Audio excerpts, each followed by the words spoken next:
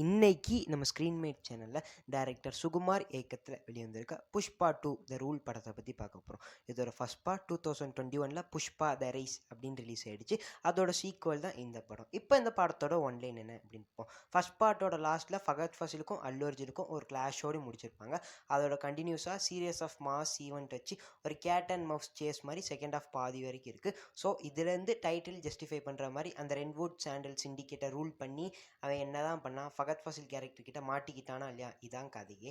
இதை இங்கேயே முடிச்சிருக்கலாம். ஆனால் பார்ட் 3க்கு லீடு கொடுக்கணும்னு ஒரு புது சென்ட்ரல் மினிஸ்டர் கேரக்டரை இன்ட்ரடியூஸ் பண்ணி அதுக்குன்னு ஒரு சீன் ட்ராக் வச்சு பார்ட் 3க்கு லீடு கொடுத்துருக்காங்க. கேஸ்டிங்கை பொறுத்தளவுக்கு அல்லு அர்ஜுன், ராஷ்மிகா மந்தனா, ஃபகத் ஃபாசில், ஜெகபதி பாபு, சுனில், இது போக ஃபஸ்ட் பார்ட்டில் நடித்த எல்லாருமே நடிச்சிருந்தாங்க. இத்தனை பேர் நடிச்சிருந்தாலும் அல்லு அர்ஜுன் கேரக்டர் தான் நம்ம மனசில் நின்றுச்சு. ஏன்னா வேறு எந்த கேரக்டருக்கும் ரைட்டிங் சரியில்லை.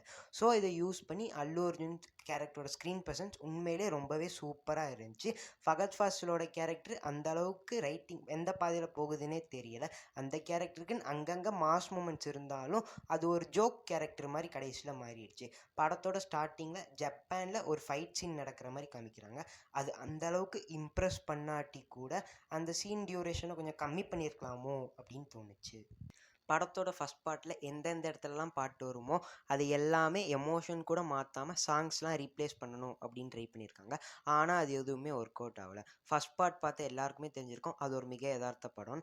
அதே மாதிரி இதுவும் ஃபுல்லாகவே ஒரு மிக யதார்த்தமான படம் தான். எக்ஸாம்பிளுக்கு ஹீரோவோட ஒய்ஃப் வந்து சிஎம் கூட ஃபோட்டோ எடுக்கணும் அப்படின்னு சொன்னது, அதனால் அவர் சிஎம்ஏ மாற்றுற சீனாக இருக்கட்டும், அப்புறம் கையை காலை கட்டி போடும்போது வாயில் சண்டை போடுற சீனாகட்டும், அப்புறம் காசு கொடுத்து போலீஸ் ஸ்டேஷனை காலி பண்ணுற சீனாகட்டும், அப்புறம் தெலுங்கு படத்துக்குன்னே உண்டான மூளையை கழட்டி வச்சுட்டு பார்க்குற சீன்ஸ் படம் ஃபுல்லாகவே இருக்குது.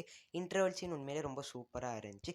அப்புறம் ஈகோ கிளாஷின் பேரில் இவங்க 2 பேரும் பண்ணுற சைக்கோத்தனம் உண்மையிலே என்டர்டெய்னிங்காக இருந்துச்சு.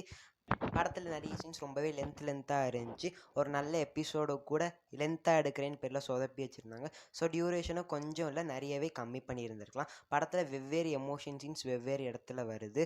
ஆனால் அதெல்லாம் எமோஷ்னலாக கனெக்டே ஆகலை. கிளைமேக்ஸில் அல்லு அர்ஜுன் ஒரு சீனில் அழுகிறாரு. அது உண்மையிலே எமோஷ்னலாக நல்லா இருந்துச்சு. இந்த படத்தோட மியூசிக் டைரக்டர் டிஎஸ்பி. படத்தில் 4க்கும் மேலே பாட்டு இருக்குது. ஆனால் ஒரு பாட்டு தான் நல்லா இருந்துச்சு. அது போக அடிஷ்னல் பேக்ரவுண்ட்ஸ் கூட சாம் சிஎஸ் தான் பிஜிஎம்லாம் பண்ணியிருக்காரு. பிஜிஎம்லாம் உண்மையிலே ரொம்ப சூப்பராக இருந்துச்சு. இந்த ஆவரேஜ் ஆக்ஷன் த்ரில்லர் படத்தை முழுக்க காப்பாற்றினது அல்லு அர்ஜுன் தான். ஃபகத் ஃபாசில் கேரக்டருக்கு இன்னும் கொஞ்சம் ரைட்டிங் கொடுத்துருந்தாங்கன்னா இது ஒரு அபோவ் பார் ஆவரேஜ் படம்னே சொல்லியிருந்திருக்கலாம். ஆனால் செகண்ட் ஹாஃப் எங்கெங்கேயோ போனது தான் இந்த படத்தோட மிகப்பெரிய பிரச்சனையாகவே மாறிடுச்சு. உங்களுக்கு ஃபஸ்ட் பார்ட் பிடிக்கும், என் பெருமையை சோதிச்சாலும் பரவாயில்ல அப்படின்னு ஒரு மாஸ் என்டர்டெய்னர் படம் பார்க்கணும்னு நினச்சிங்கன்னா இந்த படம் உங்களுக்கு கண்டிப்பாக பிடிக்கும். இப்போ இந்த படம் தியேட்டர்ஸில் ரிலீஸ் ஆயிருக்கு. ஃப்ரீயாக இருந்தால் போய் பாருங்கள். தேங்க்யூ.